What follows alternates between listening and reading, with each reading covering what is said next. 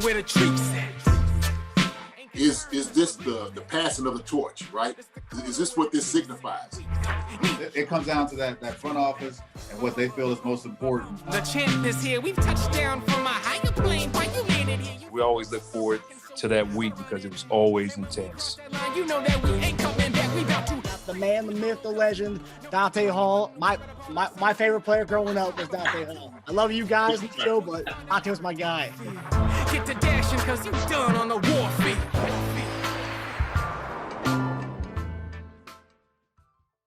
This episode of Chief Concerns is brought to you by BetOnline.AG. We're back, baby, and better than ever. All eyes are on the gridiron as teams are back on for another season. As always, BetOnline is your number one spot for all the pro and college football action this season. With a new updated site and interface, even more odds, props, and contests, BetOnline continues to be the number one source for everything football. Head to the website or use your mobile device to sign up today to receive your 50% welcome bonus on your first deposit. Pretty solid. Don't forget to use our promo code BLEAV BELIEVE to receive your bonus. From football, basketball, and boxing, right to your favorite Vegas casino games. Don't wait to take advantage of all the amazing offers available for the 2021 season. BetOnline is the fastest and easiest way to bet all your favorite sports. BetOnline, where the game starts. Hey guys, welcome to another episode of Chief Concerns. I'm here with our host Jason Dunn and Eric Warfield. Obviously, we've had a couple days to mourn the back-to-back losses. How are you guys feeling? I mean, it is what it is. You know, just look forward to the next weekend. Yeah, to be honest with you, man, it's football, right? Yeah. It's early in the season, so I mean, hey, it's what football's all about. Shoot, it definitely sucks though, JD. I mean, shit, because nobody imagined we'd be sitting here at 1-2. Nobody. Yeah. Right. You know, of anything, I think when I told you guys at the beginning of the season, it wouldn't give an indication of what the season is going to be like. But I thought we would lose to Cleveland. Mm-hmm. Now, that's the only game that we won. And so far, we've lost the other two. Mm-hmm. And I just thought that Cleveland would come out with more fire under their belts than we would, just because of the way they lost the game in the playoffs. And I didn't think we put too much into much. I didn't think we would value it too much to give full 100% effort to go out there first game and against that squad. But we ended up winning it, and now we're sitting here at 1-2. So I do know what kind of team we have. I believe in it. You know, the defense does give me a little pause to think about going deep into the playoffs and to represent the AFC in LA. But I think by that time, man, we should have something figured out. You know, and I understand we went and brought out a nice product of Gordon. We don't know what kind of Gordon we're going to get though. But again, I've been one of those that's talked about it since we started this year. I like the offensive pieces that we have. I think we should have brought somebody defensively in, but I don't know who's out there or that's available. You know, we're gonna bring in a Patrick Willis, who's probably too old, or Michael Strahan is too old. We those I don't know who's out there that's available to come out there and help our defense to what we're struggling with right now. You know what, man? I'll tell you what, though. I think part of it is, everybody's been spoiled in the last 3 years about, the success. And so sometimes when you have these, I want to say bumps or hiccups or, challenges, and all of a sudden it gets a little bit more amplified than it really should, right? And to be honest, man, I know you said Cleveland, but look, the 3 teams we played, 2 of them playoff teams, okay, made the playoffs last year. Really good teams. Good quarterbacks, and they got good core people around them, and good defenses. And so we know that also, too, this 3rd team with Chargers this past week, look, they're up and coming team. They got some guys on the offensive side that do a great job of it as far as getting the ball down the field, making it competitive. Shoot, they was probably the best, 7-9 team? They was the best 7-9 team, in the NFL. And they was okay. I don't want to cut you off, but just to add something to that, JD. I never thought that the Chargers would be as good as they are right now. You lose a good coach. I thought they had a really good coach in their coaching. So you come you come to this season with a new coach, and you lose one of your better defensive players in Ingram, and now you just have both sides there. So I figured that they had lost way too much to come in to be as good as they are. But they made the most of what they got, and they're playing on all cylinders right now. They're a really good team. So, well, Herbert's a good quarterback, and I kind of looked at it like this. Shoot, even when you have like the two guys on the outside, like they do, kind of big receivers, guys that's proven, they're always going to make a game of it. They always will. So they're not out of it when you got a young gunslinger like him that will kind of keep you in the game. Eckler is a great back. He runs hard. He does a lot of good things at the backfield. So I knew it was going to be a competitive, and we know this. Always in our division, it's always going to be a great game. It's going to be a hard-fought game. And so that's where I was just kind of looking at it. And so when you look at just the next few games that we had to deal with, I'm just keep looking over the schedule. The schedule is not easy at all. It's just not easy. So I look at as far as difficulty, what you have to do, it is going to be tough. And it's going to be close games that you're going to have to win. And so, doing close games and teams that you had to beat, you can't make mistakes against them. And so I think I said something like that on Twitter. I said, man, you just can't make mistakes. I don't care who you are. Shoot, if you have 4 turnovers, the percentage tells you should not win the game, right? Remember, Coach Ramil used to give the percentages? I know I got that somewhere. I'll probably pull it up. But it would always talk about, look, you had 1 turnover. If it was at home, your percentages was this to win. And then you get to like 4 was like, look, it's almost impossible for you to win a game with 4 turnovers. So the fact of the matter, look, I've watched this game twice since Sunday. Watched it over, went and evaluated, just did film work. You know how we do eat. And I was just checking the play out offensively and defensively. And I know we get onto it a little bit more, but we were in the game. We was winning. 6 minutes ago, we were winning the game. And we had a chance to come down when it was tied, to come down and actually, kick a field goal and win the game at the end. So it's not like they blew us out and it was just like, oh my gosh, no, it wasn't like that. We shot ourselves in the foot, 4 turnovers, and we were still in the game. We were winning. So to me, like you said, defense definitely gives me pause on some of the things, right? There's some things that we got to do to make it better. But like you said, I think we can get that fixed. I know we can get it fixed. So some of these, people that's on the bandwagon and, talk about the team, look, we know that ain't how it goes, man. We don't abandon the guys in the room. It's just not how it works. So that's going to come out because they are a proven team. They are proven guys. You got a proven coach. You got proven guys in there, and that's where you want to be able to be. If it was a different team, totally. But I don't worry about these guys as much. Matter of fact, at all. I don't worry about them at all. Well, it's funny, you talk about the last 3 years we've been spoiled. I think we have, just based on what I've seen on Twitter, I think we have a lot of new Chief fans because everyone thinks this is the worst it can be. No, this is not the worst it can be at all. If this is the worst it can be, you're a very privileged and spoiled fan.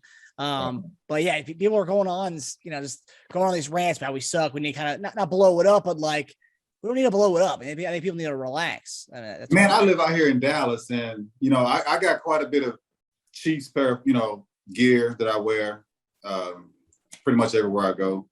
And you get it. People ask me, "Are you really a Chiefs fan?" And I without getting into full detail, I just say, yeah. I just moved here from Kansas City instead of saying that I played there. Right. And they're like, "Oh yeah, we went to school with Patrick." My daughter went to school with, my son went to school with Patrick. So y'all are just bandwagon fans because you have an affiliation with Patrick. You're not a real Chiefs fan. So yeah, you do get a lot of those, and I even see a lot of them on Twitter. But the true fans, we understand what it's like to fight. We understand what it's like to lose these games and to also come back.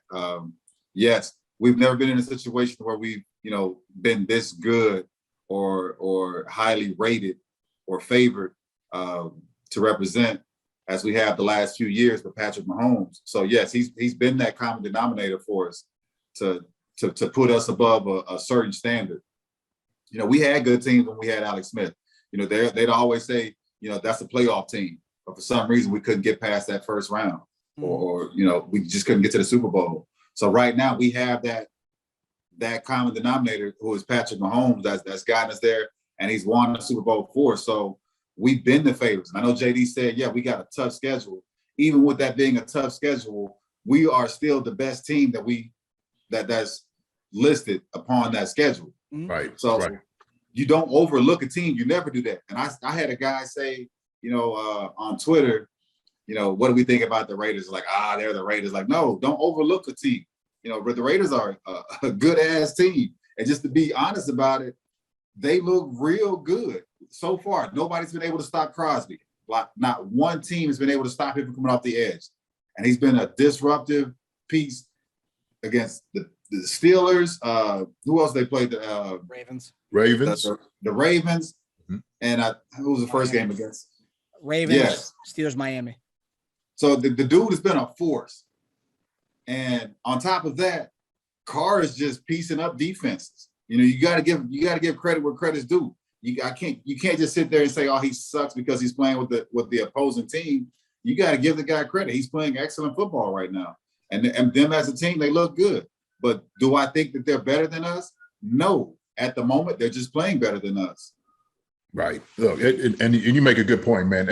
There's not going to be one team that comes in and lay down for you. It's not going to happen. Shoot, if they do, then they don't need to be in the NFL. I mean, that's just how it is. As competitors, every game we go out there, we look to just, to win. And so that's a whole different mindset from, high school and college. They're like, hey, we just try to stay in the game. Ain't how it works. You don't get paid for trying to stay in the game, buddy. You get paid to win games, right? So that's how it is. And so when I look at this division, right, Teddy Bridgewater is playing phenomenal in Denver, right? You talk about Carr just doing a great job out there in Vegas.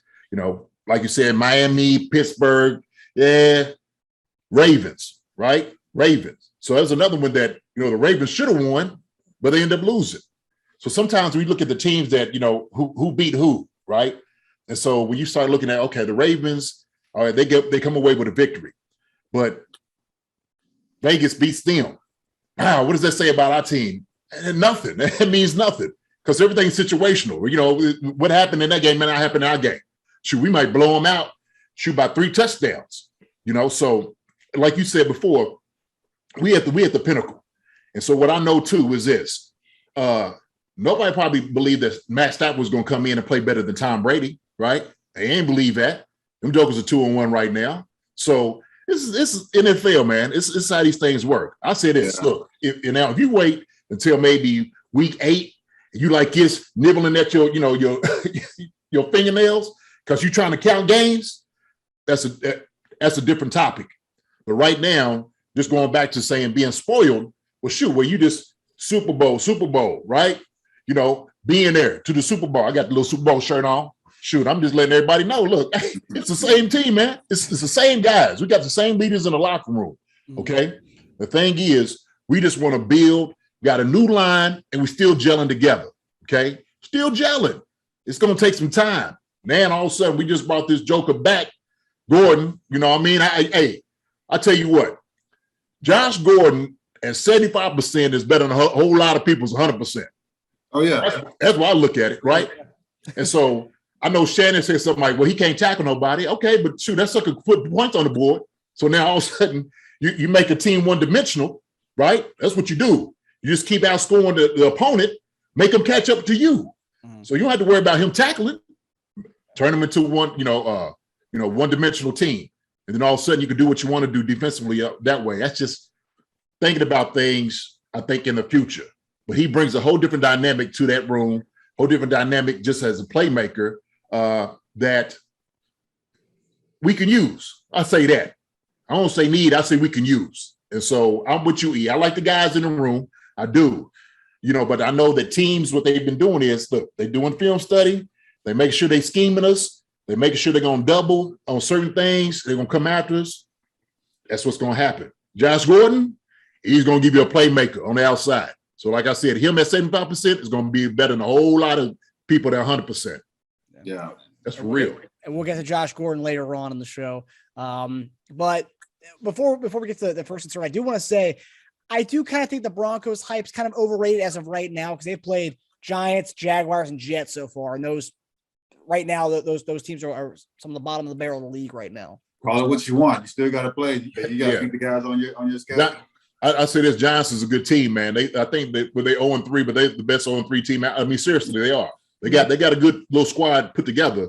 Yeah. So look, Teddy Bridgewater is a good quarterback. I always thought he was a good quarterback. He's got some receivers around him.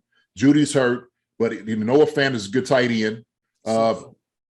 Sutton, Gore, the running back. They have Javonte Williams and Melvin Gordon. Yeah. So they got guys. And then, a defense, they got a defense. Yeah. So like you said, man, ain't nobody chopped liver.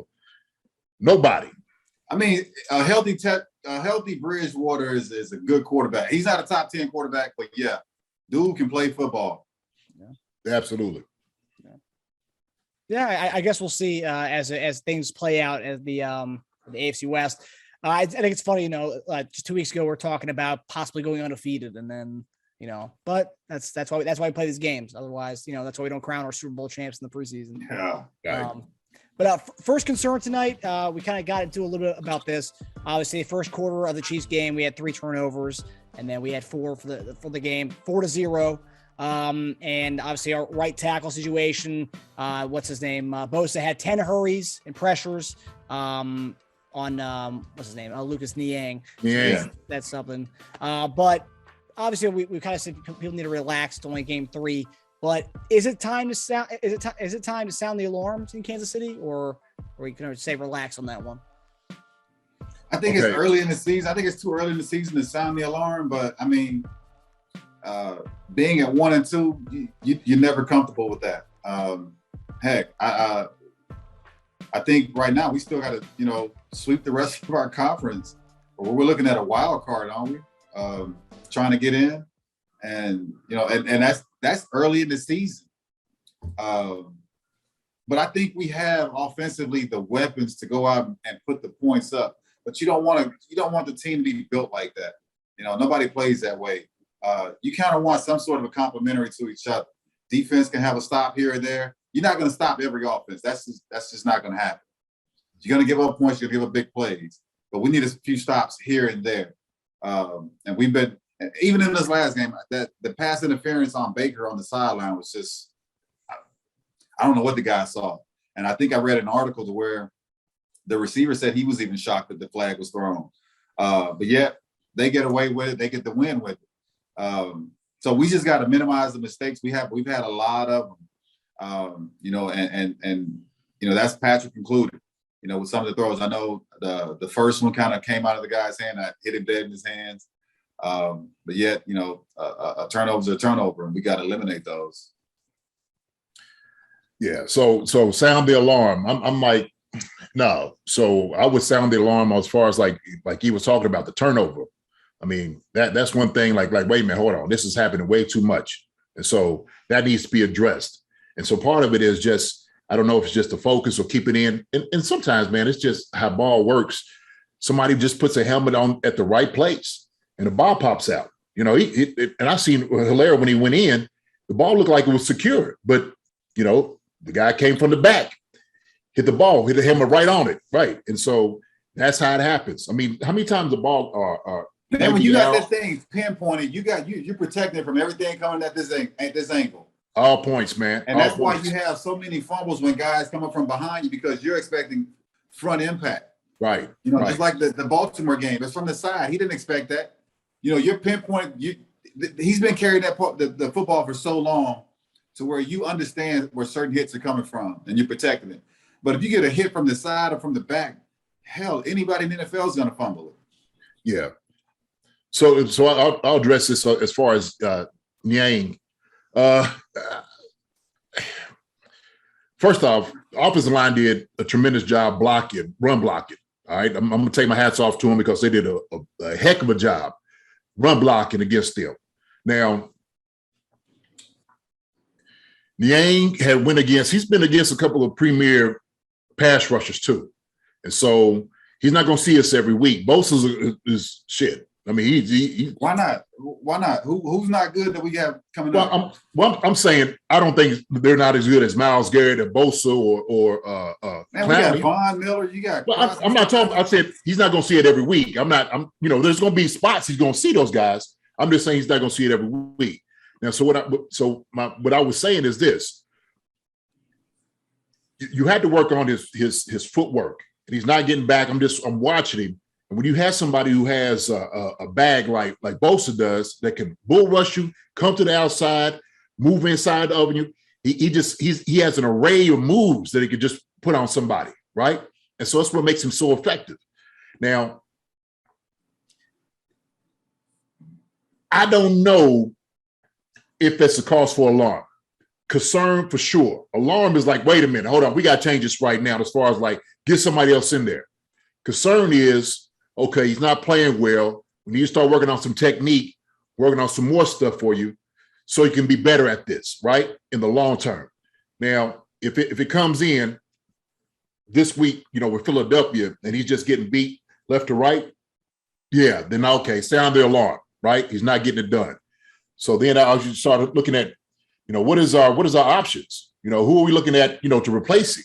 Is that guy going to be better than what he's been, putting out there as far as product wise? But to me, that's I think it's more technique. And I seen that, Patrick was feeling the pressure of it. You could tell he's feeling the pressure of it. People were talking about, he's belling quick. Well, no, he's belling because he feels the pressure. The pressure's been happening to him pretty much kind of all games in spotty situations that, where you think the guy's going to hold up and then all of a sudden he doesn't. And it kind of breaks. And that's real tough for a quarterback, man. They don't like feeling that at all. So yeah, those last couple of drives, my brother came and watched the game with me, and I kept telling him, I was like, man, 67's having trouble. I wish they would just leave Hilaire or whoever the running back is to like chip block, because he was having trouble the entire game, and it makes Patrick leave the pocket soon. Yeah, and he's gotten to the point to where we don't go for slants, we don't go for 10 yards, we want chunks, and it's like a lot of teams have figured that out. So best way to take care of your chunks, double Tyreek Hill, and nobody's really going to stop Kelsey. Kelsey's too swaggy within that 15-yard. He's going to give you the yards. Right. But those other guys, and I think it's just so much of a Tyreek and Patrick are so compatible to where he wants to fit a throw in to Tyreek. He wants to get Tyreek started. I think that's like the jump start of the offense, when yet the most consistent part of the offense, I think, is ran through Kelsey. It's like there's really no way to stop him unless you jam at the line, you put some fast guy on him, but he's still going to find a way to get open and make plays. But you can't take the top off of the defense if you just keep going at Kelsey. So, yeah, maybe Gordon can come in and help with that. But, again, my concern isn't anything with the offense. I think the offense can figure it out quick. Just eliminate a penalty here or a fumble here. The offense is good. It's just the defense. I think our entire front seven is slow. The only speed we have up there is Bolton, and a lot of the times it's like if he's not there, then it's a big play. Our defensive line aren't quick enough to run any type of quarterback down. Herbert gets out of the pocket. He's able to either run for something or he's able to just sit and make a play. We just don't have that speed. Or that, to me, I think we kind of hesitate with the linebackers a little bit too much, whether it's dropping back in coverage or if it's trying to get to attack the run play. We hesitate to where the offensive lineman is getting hands on the linebackers instead of you trying to make a play in the backfield or at the line of scrimmage. So we're giving up way too many chunks because of, to me, our speed on defense in the front seven. Yeah, well, that's a good point. And so I'll say this, because I'll call guys out if I need to, but to me, there were some guys that just didn't show up. You're just not getting anything from, defensively. And so I think the linebackers play was good in the game. I thought they did a good job. But what I was seeing up front was, when that little window right there between, inside the tackles was getting blown up. And if Chris gets in there, he gets double teamed. But if a guy's getting one-on-one as far as the defensive tackle, that ain't enough. You got to take two guys on to free up your linebackers and do what you want to do. as a defensive tackle, you have got to take two. You know what I mean? You got to make it to the point where you make sure that they are blocking you so they don't come off. And we know it's OE2. So, when we do combination blocks, on the offensive line going up to the linebackers, we're always trying to get off. We just want to give a hand or a shove just to throw a guy back into the guy that we're helping out. But if I'm sitting over and I got to struggle with this guy, then I can't get up to the second level. And it absolutely takes me away from the entire play. So if you got more guys, defensive line that are doing that, I don't care if you had to grab the guy. You got to do something, man, to take, a double team. You're going to get double team, but if guys are washing you one-on-one and just taking you 5 yards, that's not good enough. That's not good enough. And so our pass rush is non-existent. Not getting up the field. There was a couple guys. Dannon was making some plays, a little pressure, but other than that, man, I didn't really see Kando and some of those other guys wasn't doing anything. I didn't see nothing from them. And so that's what you need. You need that type of pressure, and it makes it a lot easier on the secondary. It makes it a lot easier on the linebackers. So then all of a sudden you can get into like doing some more of your schemes. You can get into like twists. If you get blocked by one guy and you twisting, ain't it all right? Because I just pass off to you easy. That's an easy pass off. Well, shoot, when you twist, you got to be worried about, man, this guy's making too much penetration up the field, so I got to make sure I step back. I got to hold on to this guy more. That's why the twist is so effective. Because if that guy's making that push, the initial push to take two, then that guy can't come back, when the guy comes around, he's looping around. So it's a little tough, man. But like I said, man, I don't like calling guys out, but I do, like you said, man, the speed up front. And I think it's more so just the line of scrimmage. I don't know what it is, but we just need a little bit more, man, on that defensive line. Everything starts up front. So we talk to offensive line, defensive line. Everything starts up front for the game. So that's how football works. So I don't care how many times you put the ball in Patrick's hand. If the line up front, they can get the job done, or Hilaire's hands, it doesn't matter. We can't get the ball to Hill. We can't get it to Kelsey. Doesn't matter. Same thing. D-line, you ain't doing your job, can't get to the linebackers. Tyrann Mathieu's going to have a long day.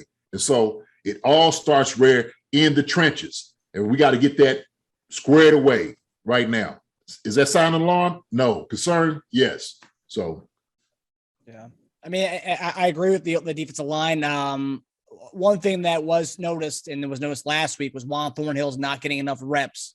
Dan Sorensen's getting more reps than Juan is still. And it's not that Juan's not getting, not getting as much as Dan. He's not really getting anything at all. And if you look at that week 1 game with his forced fumble on Chubb and with his pass deflection at the end of the game, who knows if Juan Thornhill doesn't play that game? Who knows if we even win that the first game of the season? So I'm just curious to what's going on in that.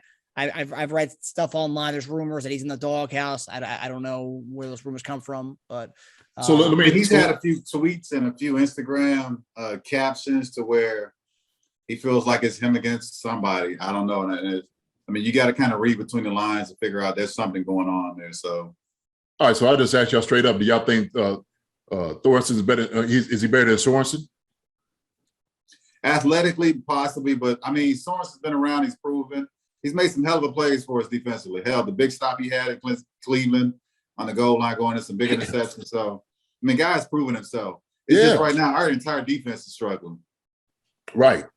And like I said before, it gets amplified with those guys. Well, shoot, if I don't have that cushion, where you are putting the pressure on the quarterback, I can't cover this guy running all the way around the field. I know, shoot, you know it better than anybody else. You got this sucker running around. Yeah.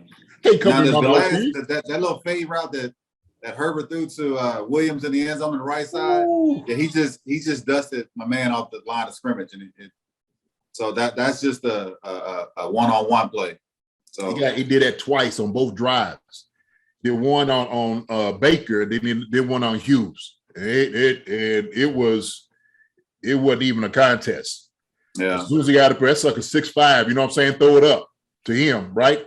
So I would, if I'm Herbert, I'm like, look, you know what? You 6'5", look for the ball to be up above those smaller guys. So two great placed balls, but also too, at the time they was running, I think it was like might have been cover 1 that they was running.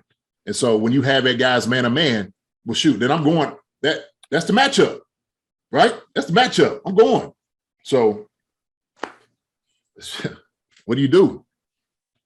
Yeah, I mean, I think as far as I'm not saying Sorensen's not good or anything. I'm just saying that maybe put Juan in there. Maybe his athleticism can kind of give us a little boost in the secondary. Just changing up a little bit, getting him more reps than what he got last week. In 2 weeks ago, he had 13 snaps, so more than that. But before we move on to the next concern, we did kind of talk about this in our text thread during the game or after the game. The Hail Mary at the end of the game. I know I said I should have been called, but you're like, no, they're not going to call that. Terry McCauley actually tweeted about that and said that it should not have been a no call, that should have been a pass interference. You can't do. Man, there's a pass interference on every single Hail Mary. There's a receiver that's getting bumped into, pulled down, or pushed on every Hail Mary. I think that they're just looking at it as a 50-50 chance ball, so they're not making those calls. But you can call a pass interference on every Hail Mary thrown.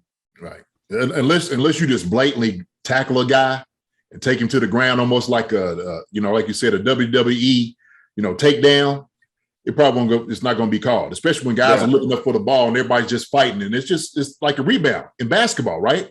Guys are going to be elbowing, pushing, grabbing and stuff. So I think at that moment, the advantage definitely goes to the defense, right? Because it's just, shoot. But it shouldn't, though. And even on that last play, they said the guy was holding Tariq, like literally holding him. So, I mean, but they're not looking for that. They're just seeing who comes down with the ball. That's it. Mm-hmm. But again, if they were to actually look at who's making contact that shouldn't be, you can make a PI on every Hail Mary call. And to be honest with you, offensively, how we talk about the Hail Mary is this. We usually talk about tapping the ball up. Unless you just catch it clean going up and above guys to catch it clean, that's what you want. But other than that, sometimes it's just getting the ball to tap it up and tapping it to, your guy. You know what I'm saying? If you could just get your hand above and just tap it. I get what you're saying, but who in the hell are we going to have tap? The only big guy we got is Travis. I know it. Well, I know it. So let Cheetah climb on somebody's back, get up there. Not in no Hail Mary. The only big guy we got is Kelsey, man. Hey, no. Well, shoot, we got Jody. Jody can get down there, catch it. He's a tall guy. You know what I mean? You know as I do. We run Hail Marys every single week. Every week, man. We know who they're throwing in there. First off, it's a low percentage throw anyway, right? I mean, seriously. So, hey, that's why they call it Hail Mary. You sit there you're like, Lord, please catch this ball. Yes, sir. Right? But it shouldn't come down to that with us in our offense. You're right. But like I said, man, the last series of the game, we were winning convincingly, had the ball going back, and bad things happen, and then all of a sudden holding them, so all those things. So,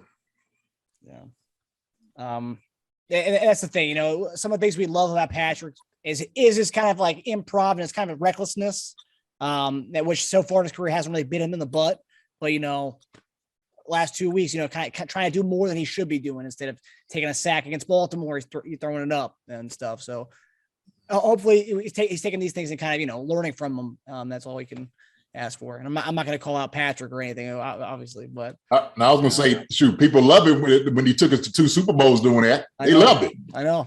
Oh man, he's game. I look at the no look pass. Well, shoot, okay. Hey, look, either gonna ride with it or not, right? Yeah. All of a sudden, the batter like, look, man, I made this throw, a few times and it don't work out. Yeah. Right now, of course, the last one was definitely that's an errant throw. He knew he shouldn't have threw that. He knew he shouldn't have, because he's looking like, dang, was there somebody down there? Yeah. So, but and that's another thing he's getting criticism for too. And I see it from a lot of chief fan accounts. Was the pass to Marcus Kemp? It was a no look pass. It was an unnecessary no look. He still had 2 hands on the ball. I mean, everything I learned growing up was if you get one hand on the ball, you got to catch that ball. Yeah, touch your hand, you got to catch it. Yeah. So I was wondering that. So that was a no look pass. Like I've seen the guy. I didn't like when I seen it. I couldn't really tell if he was like no look, but still, like you said, he should still come up. That ain't on Patrick. Yeah. Shoot, that ain't on him. Really. If you could say, well, they both got it because he could have had a better ball. All right, okay, I got that point. But look, he hit the guys in his hands, supposed to make that play. Yeah, no doubt. All right, so the next concern, we kind of talked about the defense here, but today Ben Neiman during his press conference, they asked him if it was scheme related of the problems on defense. And he said it was not scheme related at all. So which begs the question, what is it then? Do you guys have any clue as what's going on with the defense right now? If it's not scheme related, then what is it? I honestly don't know because, I mean, you know, you haven't had Frank Clark, or you haven't had the Frank Clark that we got from, you know, in the first couple of years at his best. And then you put, you know, Chris Jones over at the other end. So you really don't have a defensive end that's got, you know, the speed to get up the field. Chris is a bulldozer. You know, he's just going to use brute strength to outbeat whoever he's up against. And he doesn't have the speed to if the guy gets out of the pocket, to run anybody down. So a lot of the plays that kind of come his way because he's either bullying up the field so fast, he's creating gaps.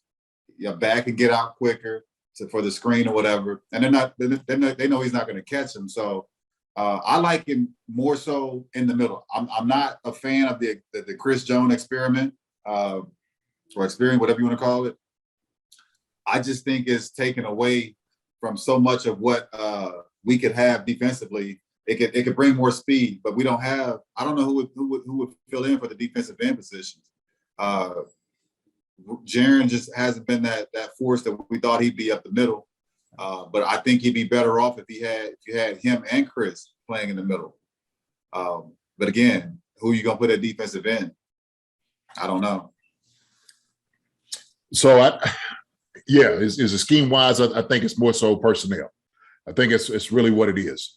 And like he said, man, you got to have a dynamic pass rusher on the outside. You do. Now, I do like the experiment with Chris going inside and out. I do like that. But when you do, when he goes out, like you said, Reed and 91, 90, I can't think of the name right now, but they got to do a much better job getting pushed. Okay. I see 90, man, he was getting blown off the ball. There's no sense of that at all. In the NFL, like I said, if anything, you anchor. If you get blown off like that, anchor, right? Create a power, do something. But don't just go ahead and get put on skates. But he was talking about that, man. At defensive end, you got to create that pressure. If you don't have a guy that's creating that pressure, man, it's going to be a long day for the defense. It is. I mean, shoot. That's why they pay the big bucks to the guys on the outside, the defensive ends, you know, the pass rushers. They're paying big bucks, right? And so when you see a guy who's a dynamic pass rusher, I say like Myles Garrett, right? You can tell a difference in the game, what he does for the defense.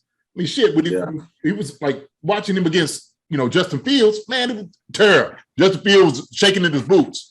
You know, he was talking about, oh, this game was slow. Yeah, okay, it ain't slow. This time it's so I think it's a lot of it. You know, another thing too, I noticed, and I kept going back, looking at it. Communication. There was guys that lined up, we wouldn't even lined up right. There was times that we was trying to get lined up and they snapped it quick. That is game planning. They realized, look, we're not lining up. There's the young guys out there on defense. They're not communicating enough. We can take advantage of this. And they did it. They did it a few times and it bit us. Scored a touchdown, scored a 2-point conversion on it too. And so that right there is just film study. So what we need to do to get the calls out faster is also a need. That's an issue and a problem. I seen that. Because there was one time there was a wide receiver that was wide open up at the top before touchdown. And I was just like, wait a minute, hold on. How does that even happen?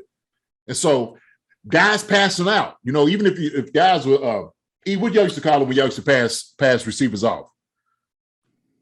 Banjo. Okay. Yeah. And so you could tell guys was actually missing some of the calls on it. You know what I mean? They weren't there. So they would come after it was over, like, man, what call was that? Look, and you can see Tyrann Mathieu tell him, like, look, man, you got to be on this guy at this point. If I'm calling this, we call him the banjo. We got to be able to pass guys off. If not, you know, if you're in a bunch or you know, stacked, you got to know what you're doing. And so, man, that's tough, especially when you got good receivers. So I think he's right. Scheme-wise, his communication, it's got to be more dynamic pass rush and push and pressure. And it's just lining guys up. Guys got to be fast and ready to play. Shoot, half the time I seen our defensive line even getting down in the 3-point stance. So I don't know, man. I just that's my evaluation. I don't know what they call in the room. I don't know. I'm just looking at ball in itself. I'm like, this don't really look sound to me. And if guys are, You don't leave a guy open. That don't happen in the NFL. You don't leave a wide receiver open by himself over there. How's that happen? You know what I mean? How's that happen? So it's got to be better. The experiment part that I think it's already been noted that Chris Jones was the best or second best defensive tackle behind Aaron Donald. And right. I think it's more so we want to utilize him like Aaron Donald. Chris Jones is not Aaron Donald. Aaron Donald is fast and quick. You know, once he's past you, he's able to run quarterbacks down. He's able to run running backs down. Mm-hmm. Chris doesn't have that type of speed. Chris is a power guy. Right. He's able to hold his stance at the line of scrimmage and make plays, whether it's, you know, swim the offensive lineman by and get to the quarterback and make the play on the running back. But he is not a speed guy. So the whole experiment thing with me, or trying to use him like they use Aaron Donald, that comparison can't be. You can't look at him the same way because they're completely different defensive tackles. Right. I think it's just it's trust. So you wouldn't call anything like that, or you want to experiment with that unless you didn't trust the guys that was replacing Chris in those positions, right? A defensive tackle like Reed. How come I can't think his name? Whether you trust him or not, I'm just saying, like, as a defensive end, Chris is not going to get around. He's not going to bend that corner. He's not going to run around and have that guy run up. Right. But I'm saying, I get it. And so the thing is, sometimes you don't need to come around the corner. If I'm pushing that tackle all the way back, and that's taking a lot out of him as an offensive tackle. It's taking a lot out just rushing a guy like that. By bull rushing, you know, as a guy that used to do a whole lot of blocking and pass blocking, bull rushing a guy, doing that, like, shoot, man, this heavy load is just weighing on you. And so it'll get to the point now, E, where not only is just he don't have the speed, but his power in itself will be, you know, the magnitude on the guy. You know what I'm saying? And I was seeing that. And I could just, and that's all I need for the quarterback to do is just feel my presence. Breathe. And now I'll do work before I know it. And tackles in my ain't working though, JD. I get what you're trying to say. Yeah. None of it's working though. Well, I would say it's not as effective because the guys that were supposed to be replacing him, is not playing to what we thought they were, the standard. Well, I get that. That's what I'm saying. It's not working. Right. It's not working for Chris. It's not even working for Reed or the other guy. Right. So who are you gonna put out there then? I mean, you still ain't getting no. But that's what I was saying earlier when he asked about the defense. Like, we just don't have the personnel right now. Right. That's what I'm saying. Frank Clark that got us to the Super Bowl. Right. We don't have the other. You know, we don't have the Taco before he got hurt. You know, and right now he's not even on the roster right now. So we don't have those type of guys that can create havoc. You know. So at least I won't say we don't have them. They haven't done it yet. Right. And so that's what I'm saying. At least we know we're gonna get something out of him on the outside, right? Because the other guys they haven't been doing their jobs, and so I'm not. See, I don't want to be so critical on guys. They just not getting it done like they should be getting it done. That's part of the problem. And I don't know what it has to do to light that in they button and they behinds to say, look, we knew a better job right now, or shit, I'm gonna fire everybody. Hell, the D-line coach probably coming in like, look, this ain't okay. This right here, this ain't what we need. You ain't getting up the field. What's the problem? And I'm looking at guys stick and stay. It's stick and stay in watching E. I mean, it's. But all right, you trying to get scenarios. We need solutions. Well, okay. Look, you know how you said we don't know who's on the street. Shoot, we might not have to start knocking on some doors. You know, get some. I'm okay with that. But right now, we need solutions. Here we go. Hey, blow up the dust. Straight here. Can we get you for a couple? Oh, no. But there's actually the next question I was going to ask you about. I think yesterday, Jamie Collins from the Detroit Lions passed. Yeah, I thought he got released. He got released. Is that a possible name we think about bringing in? I don't know why not. I bring in anybody just to test it. Yeah, I don't know too much about him, so I don't have to. I mean, I just want to see. He might work better in our scheme than you did with them. Right. You're like, you don't know nothing about him, huh? Just show. I mean, he got a big deal from Detroit from when he left to New England. Detroit signed him for a lot of money. I think he got $20 million guaranteed, I believe. So I mean, okay. You got top dollar for sure. I hear you. You're getting released for a reason, though. Hey, one man's trash be another man's treasure, right? That's always the truth on that. Well, for the last since preseason, they said that Detroit was trying to trade him. They couldn't find a suitor, so they ended up having to release him. And then now he's going to be able to pick where he wants to go. I'm laughing because I always remember, when you do practice, you're doing indoor practice and stuff. You start seeing guys come in with cleats after it was over. You start like, who is he? What position does he? Start looking at what guys, the body type. Is he a corner? Is he a tight end? Is he a defensive end? Who is that? So you got guys like looking over like that around the corner. Hey, your job's on the chopping block, buddy. Yeah. Okay. So talk about getting guys off the street. Our next concern. If you watch the show or listen to the show, you've heard since probably March when free agency started, when there was a chance we were going to get Juju Smith-Schuster. We didn't. He ended up staying in Pittsburgh. I think right now he thinks he chose wrong. But that was a possibility of getting a number 2 receiver, and we didn't get one. So we went with our guys we had in-house. But through 3 games, we haven't really seen much from them. We could say they haven't been targeted enough. But right now we haven't seen much from the other guys. And so Josh Gordon has been reinstated by the league. He's had some off-the-field issues. But that's the thing. People talk about his off-the-field issues as if like he was a bad teammate or something.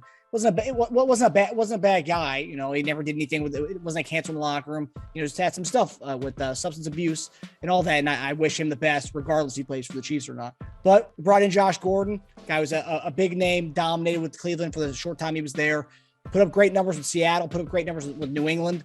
But obviously his stints were cut short over both those places. What were your thoughts on this signing? I know you guys like the guys in the room, but what were your guys' thoughts on Josh Gordon coming? Get it, JD. You know what? Initially, I know we were talking about it last week or maybe the week before. I was like getting Josh Gordon. I'm like, I don't know. But then, you know what, though?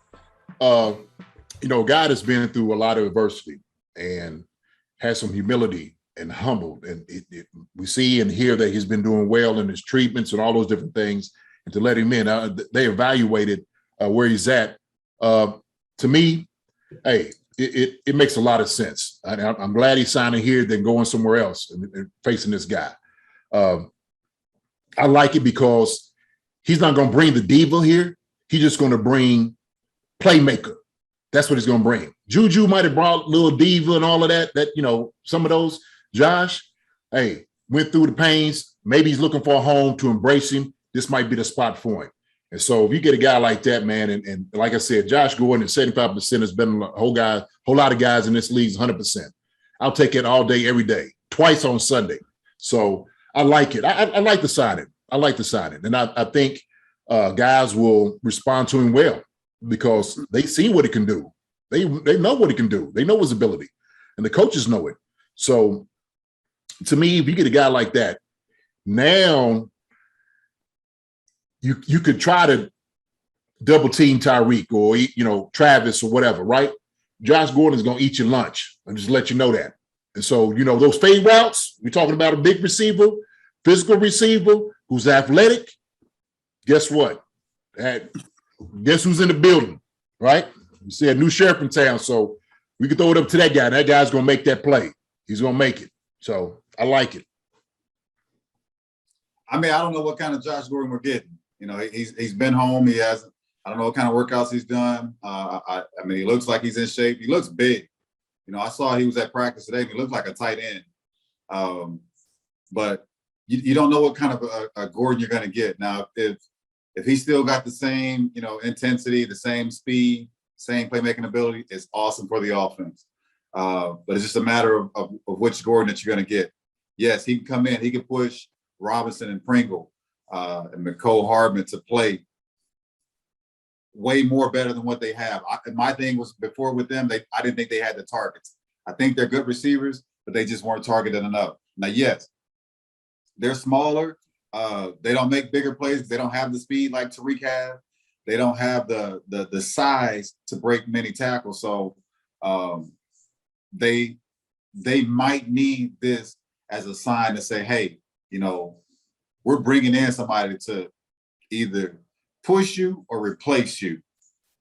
But right now, it's just a matter of which Josh Gordon we bring in. So I don't, and until he's laced up on game day and gives me, full 4 quarters, I need to see what type of player he's going to bring to the team.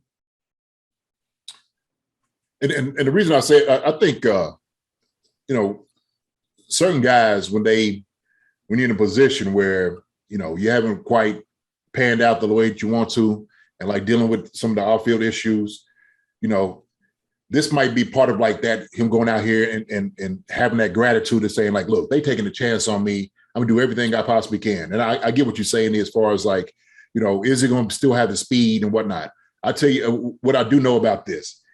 It might not necessarily be the speed of it, but his size in itself is going to be imposing. It's going to be imposing on guys. And we just didn't have that in the younger guys that's in the room right now. And so he brings that, and he brings a very, very high IQ as far as skill set, athletically, and catching the football. But JD, once the game passes you, there's nothing you can do. And I'm not saying it's past him. I don't know that. That's why I said I need proof. Right. It's just like when Randy Moss went to New England, he still had that motor. But after so long, I forgot what Randy, probably did he go to the Jets? San Fran.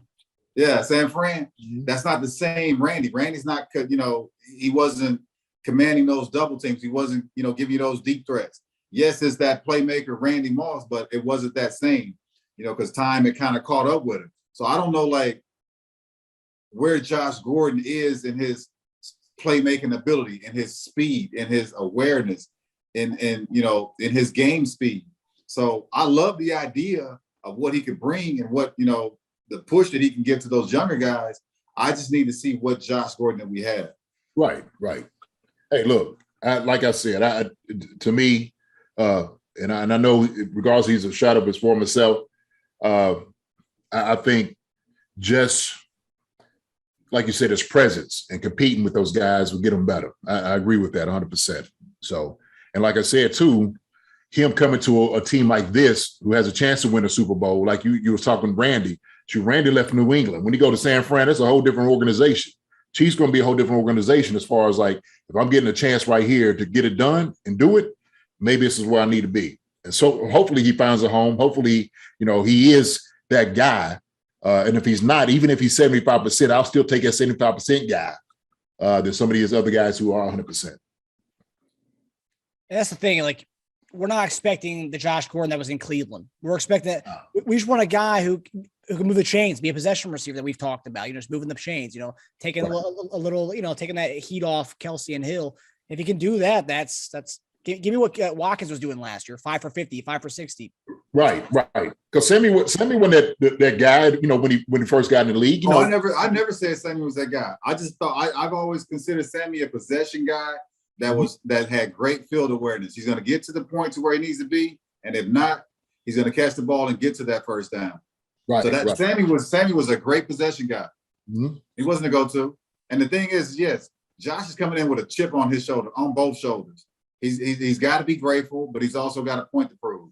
So yeah, we're hoping that all that plays into it.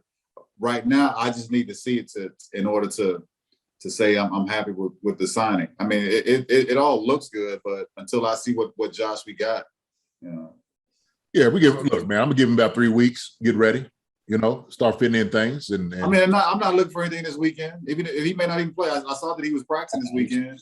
Not this weekend, but today. So it's just a matter of what he brings to the games and what he can do for the young receiving core in our offense. Right. Well said. He's 30 years old, so it's still young. And also the thing I saw that was apparently the Chiefs had been eyeing him for weeks. And then they said once he was reinstated, that was pretty much a done deal. They were bringing him in. So obviously it shows that it's nothing to do with the play between Robinson, Hardman, and all those guys. It was just, they were obviously eyeing it before the season. So it has nothing to do with the play. There's one thing I did want to ask you though. He said a big part of him wanting to come to Kansas City was he wants to find a place that's long-term, which you guys played there for a while. I mean, for a guy who's, I don't know what he considers long-term. You're 30 years old. You're like at the top of the hill, like, on your way down on a decline talent-wise. I know that the NFL, basically, to me, my understanding, you come in with so much talent. Your knowledge of the game is, well, talent's here, knowledge here. And, the older you get, you're going to catch up to it. And you're not going to have that same speed, but just your knowledge. Just take, for instance, Chris Carter. Wasn't the fastest, but Chris knew how to get open. He knew how to use the side of the field and his speed or his body to make plays. And so just your knowledge of the game. Yeah, Josh can bring that. Maybe he doesn't have the speed, but his knowledge, of which I would hope that he's learned a lot throughout the years that he has played. So yeah, I mean, it could be a great signing. It could be a long-term signing. I don't know. Is this a fit for him? It could be, because we have that dynamic quarterback. But also, I do know that our number one receiver is Tyreek Hill, and I know for a fact Josh Gordon is not going to beat him out. Now, I think when he says like long-term, he's meaning this is probably his last stop. And he's like, look, I want this to be the one. And if I do this, I'm going to do it for 5 years, or if I could do 5 years, right? Till I'm 35. And so, because we got to think about perspective, right? We talking about long-term with him. He's been how many teams in these past few years? So, 4 years is long for him. 4 or 5 years is long. So if he can make it fit, cool. I mean, Kansas City is a great place to live, man. It's the fans and the people is incredible. So if he can make it his home and he comes in, he's producing, they love him. He loves it. It'd be a match made in heaven. And if he becomes like keep going back to it. If he's still like that guy who's making plays, that's going to bode well for Patrick too. Everybody's going to benefit from it. And I was looking at his highlights from 2 years ago against with the Seahawks, and they were trying to bring him back. So obviously he wasn't. He's a playmaker. There's no doubt about that. He's a playmaker. Yeah. Right. Look, his name is in itself. Look, believe me, his name in itself is going to cause a lot of stir for defensive coordinators. I'm telling you, for real. I don't care who it is. They're like, look, they brought that dude in. So, but this game keeps getting faster, though, JD. Come on, man. How fast can guys get? I mean, shoot, we have fast guys when we play. I'm just saying. It looks like this game doesn't slow down. No, it doesn't. No, look, I get that. And Father Time, hey, that joker right there, man, he's undefeated. But like I said, we ain't looking for him. I won't say he's got a good battle right now. I hear you, but no, like my Father Time. Oh yeah, well, yeah. Well, that old dude down there in Tampa. He's got a good battle going. You saw that there's a picture of, because someone was saying, "Oh, Josh Gordon, he doesn't have it anymore. Like, who knows what kind of shape he's in?" And I think yesterday there was a picture posted of him, like his body looked, man, that guy looked like $1 million right there. So I ain't seen any of these. I haven't seen any of that. And you said you seen him out on practice, film of him out on practice. I'll send it to y'all. They had him going through stretches and little things with the team. So yeah, he's how big is Sorensen? About 6'2", 6'3"? Mm-hmm. Yeah. He made Sorensen. He made him look small. But he wasn't big like he ain't missed no meals big. No, not like that. So who was the receiver at Buffalo that ended up just swelling up? David Boston. You talking about David Boston? No, that's why that was Arizona. Yeah. Recently? Buffalo a few years ago. They brought him in. They brought him back as a tight end not too long ago. I can't think of his freaking name. But dude was huge. We're going to get to the last segment here. Game predictions. It's not only the Andy Reid Bowl, as he's going back to Philadelphia to get his 100th win. It's also, some might call the Jason Dunn Bowl, as it's the Eagles and the Chiefs matchup in Philly. Yeah. Chiefs are currently a 7-point favorite. Who do you guys got? What's your predictions? I'm going to give it 14. So I figure we do 35-21. Good. I'm gonna go 31-21. Up there, man, Philly is always hard to play, man. I just think we got a statement to prove, though. I get it. Philly team that's struggling. Yeah, we got to do something bad. Listen, them jokers are struggling, and guess what? They are getting reamed in the media, and they got something to prove too. Believe me. And so, like you said, nobody likes seeing that guy come in on Monday, working out with new cleats on. You're like, who was this guy? It looked like your position. So, hey, being fired is an incentive, right? We know that. So it's going to be a hard-fought game, but I think 31-21 is what it's going to be. Yeah, going to be an emotional game with Coach Reed. Going back to Philly, he wins. He becomes the first coach in NFL history to have 200 wins with two separate teams. And then also we have all the different Eagles players that they now coach us. Greg Lewis, Bieniemy, and Mike Kafka. So, yeah. But I tell you what, I think it's, man, the ideal time, man. It couldn't scripted it better than this. For Andy to go back to Philadelphia and actually make his 100-game win, with two teams, that would be phenomenal. And guess what? If he had a place to win and there was a place to lose, the people there would thank him for it. They would be, stand up, cheer for him. They boo because it's just Philly, but they'll say like, oh, okay, it's Andy. So yeah, I think he'll get a standing ovation. For one, he just had the hospital incident, and then for all the damage done for Philly. So, absolutely. Yeah. Stories like this is why I sometimes think, the NFL is like a movie. We're supposed to be 1-2 at this point. We didn't expect to be 1-2, but he's 1-2 going into Philadelphia with his 99th win. All he needs is one more for the record. So just, NFL's a movie sometimes. Yeah. All right, fellas. Well, that does it for us. Thanks for tuning in to Chief Concerns, presented by BetOnline. As always, if anyone in Chiefs Kingdom has any Chief Concerns for these guys, please tweet at us or write us an email at chiefconcerns@yahoo.com. We'll see you guys next week again when we talk about the Buffalo Bills game. Have a good one, fellas. All right. Fellas.